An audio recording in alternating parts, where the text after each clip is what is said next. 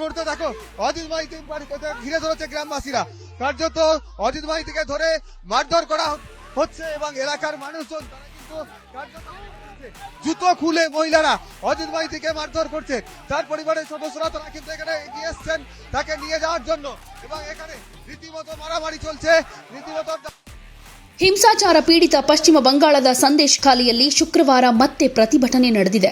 TMC ನಾಯಕ Ajit mighty ಅವರ ಮೇಲೆ ಪ್ರತಿಭಟನಾಕಾರರು ಹಲ್ಲೆ ನಡೆಸಿದ್ದಾರೆ. ಅಜಿತ್ ಮೇಲೆ ಪ್ರತಿಭಟನಾಕಾರರು ಹಲ್ಲೆ ನಡೆಸ್ತಾ ಇರೋ ವಿಡಿಯೋವನ್ನ ಸೋಷಿಯಲ್ ಮೀಡಿಯಾದಲ್ಲಿ ಹರಿಬಿಡಲಾಗಿದೆ. ಸಂದೇಶ್ ಖಾಲಿಯಲ್ಲಿ ಉದ್ವಿಗ್ನ ಪರಿಸ್ಥಿತಿ ಉಂಟಾದ ಬೆನ್ನಲ್ಲೇ ರಾಜ್ಯದ ಪೊಲೀಸ್ ಮಹಾನಿರ್ದೇಶಕ ರಾಜೀವ್ ಕುಮಾರ್ ಅವರು ಸ್ಥಳಕ್ಕೆ ಧಾವಿಸಿ ತಪ್ಪಿತಸ್ಥರ ವಿರುದ್ಧ ಕಠಿಣ ಕ್ರಮ ಕೈಗೊಳ್ಳುವುದಾಗಿ ಪ್ರತಿಭಟನಾಕಾರರಿಗೆ ಭರವಸೆ ನೀಡಿದ್ದಾರೆ. ಟಿಎಂಸಿ ನಾಯಕ ಶಹಜಹಾನ್ ಶೇಖ್ ಮತ್ತು ಅವರ ಸಹೋದರ ಸಿರಾಜ್ ವಿರುದ್ಧ ಲೈಂಗಿಕ ಕಿರುಕುಳ ಮತ್ತು ಭೂ ಕಬಳಿಕೆ ಆರೋಪ ಮಾಡಿರುವ ಸ್ಥಳೀಯರು ಅವರಿಬ್ಬರಿಗೆ ಸೇರಿದ ಸ್ವತ್ತುಗಳಿಗೆ ಬೆಂಕಿ ಇಟ್ಟಿದ್ದಾರೆ.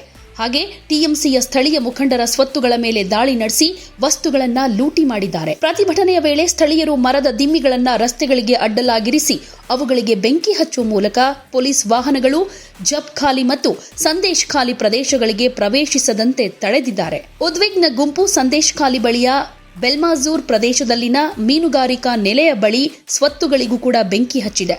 ಇವು ಸಿರಾಜ್ಗೆ ಸೇರಿದ ಸ್ವತ್ತುಗಳು ಅಂತ ತಿಳಿದು ಬಂದಿದ್ದು ಪರಿಸ್ಥಿತಿ ಉದ್ವಿಗ್ನತೆಯನ್ನು ಪಡೆದುಕೊಂಡಿದೆ.